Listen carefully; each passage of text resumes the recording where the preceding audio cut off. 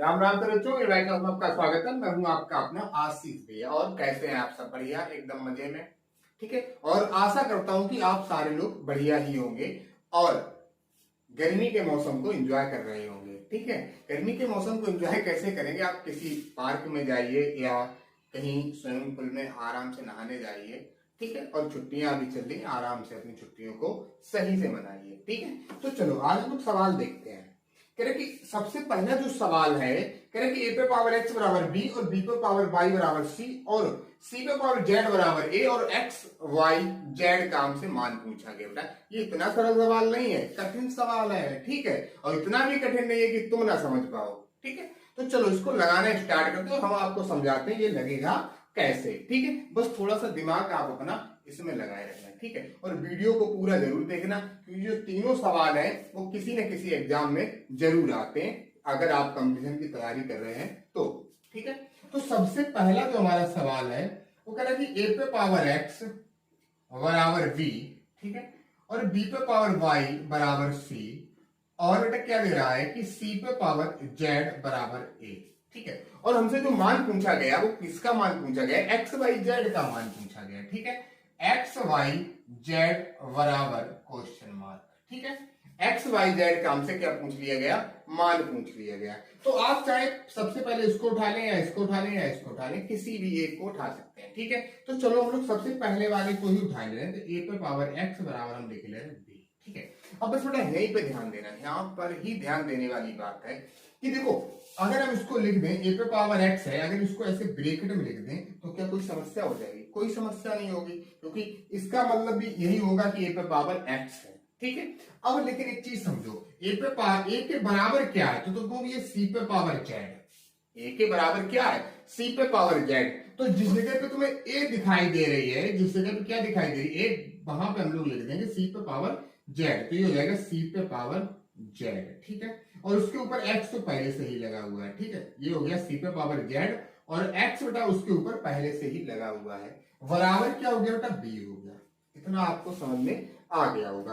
अब पकड़ दे, जब एक घात अंदर हो एक घात ब्रैकेट के बाहर हो तो उनका आपस में गुणा हो जाता है। तो ये हो जाएगा सी और जेड एक्स बराबर वी। ठीक है। इतना आपको समझ में आया। अब आगे समझो। अब देखो बेटा सी पे पावर जेड एक्स है, इसको भी हम लोग सी को ब्रैकेट में ऐसे करके लिख दे रहे हैं और उसके ऊपर घात चढ़ा दे रहे हैं कितना? जेड एक्स बराबर वी। अब फिर बेटा ध्यान से देखना, क्योंकि हमें एक्स बाई जेड लाना है, एक्स बाई जेड ऊपर। ठीक है। अब समझ लेना, फिर समझना। अब सी के बराबर बेटा क्या है? तो सी के बराबर तुम कहोगे भैया क्या है? बी पे पावर बाई। बी पे पावर बाई। तो जिस जगह पे सी है वहां पर हम लोग लिख देंगे बेटा बी पे पावर वाई। ठीक है। और उसके ऊपर जेड एक्स पहले से ही बराबर वी। इतना आपको समझ में आ गया होगा। अब देखो बेटा ये घात है, उसके ऊपर वाली भी घात है, तो इनका आपस में क्या हो जाएगा? गुणा हो जाएगा। तो ये हो जाएगा बेटा X Y Z. X Y Z बराबर बी। ठीक है। अब वो बी के ऊपर कुछ नहीं होगा तो एक तो घात होगी मेरे भाई, समझ में आया?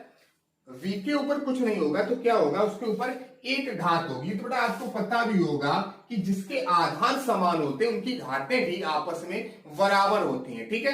जिसके आधार समान होते हैं उसकी घातें भी आपस में बराबर होती है। बेटा याद रखना। तो देखो आधार दोनों के बराबर है, v और v है, तो x y z बराबर क्या हो जाएगा? इसका आंसर आप खुद ही बता दो, क्योंकि भैया क्या हो जाएगा?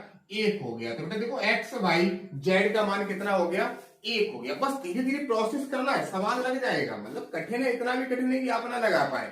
ठीक है। लगा लेंगे, बस आप प्रोसेस याद रखना है। ठीक है। सबसे पहले क्या करो बेटा, इन तीनों में से किसी को भी आप उठा सकते हैं। चाहे ए पे पावर एक्स बराबर बी लिख लो, चाहे बी पे पावर वाई बराबर सी लिख लो, चाहे सी पे पावर जेड बराबर ए लिख लो, जो भी चाहो को लिख लो। ठीक है। तो हमने क्या किया, सबसे पहले वाले को ही उठा लिया। हमने लिख लिया ए पे पावर एक्स बराबर बी। बेटा एक ही वैल्यू दे रखी थी, ए बराबर दे रखा, तो सी पे पावर जेड, तो हमने एक ही जगह लिख दिया सी पे पावर जेड। ठीक है। अब एक घात अंदर एक घात बाहर, तो इनका आपस में गुणा हो जाएगा। जब गुणा हो गया तो सी पे पावर जेड एक्स बराबर वी हो गया। ठीक है। अब हमने क्या किया भैया, फिर इसको ब्रैकेट में सी को ब्रैकेट में घात ऊपर चढ़ा दी।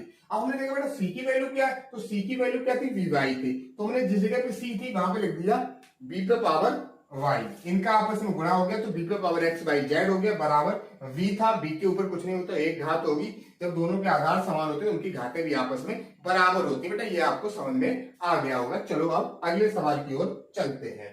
ठीक है। और अगर आपको मेरा वीडियो अच्छा लगे तो मेरे चैनल को सब्सक्राइब भी कर लेना, ठीक है। और अपने दोस्तों लगाना है। तो आपको क्या दिया गया है, m पे पावर n बराबर 25, ठीक है। m पे पावर n बराबर 25 और हमसे जो मान पूछा गया n पे पावर m का मान पूछ लिया गया, यानी क्वेश्चन मार्क है, ठीक है। तो ये सिंपल सवाल है, ठीक है। तो इसको क्या करो, इसको इधर वाला घात के रूप में तो उधर वाले को भी घात के रूप में लिख दो। तो ये किसका होता है, 5 का स्क्वायर होता है। किसका होता है, 5 का स्क्वायर। तो बेटा जो आधार है वो आधार का मान हो जाएगा, जो घात है वो घात का मान हो जाएगा। तो m बराबर हो गया बेटा 5 और n बराबर हो गया बेटा 2, ठीक है। और हमसे मान किसका पूछा गया है, n पे पावर m, तो n पे पावर n, तो n का मान कितना है 2 और m का मान बेटा कितना है 5, तो 2 पे घात 5 और 2 पे घात 5 को ऐसे करके लिख लो, जितनी घात उतनी बार लिख लो, वही तुम्हारा क्या होगा आंसर। 2 दूनी 4, 4 दूनी 8, 8 दूनी 16, 16 दूनी 32, तो 32 बेटा आपका आ गया आंसर, ठीक है। अगर मेरा वीडियो आपको अच्छा लगे तो मेरे चैनल को सब्सक्राइब, लाइक और शेयर जरूर करिएगा। धन्यवाद मेरे बच्चों।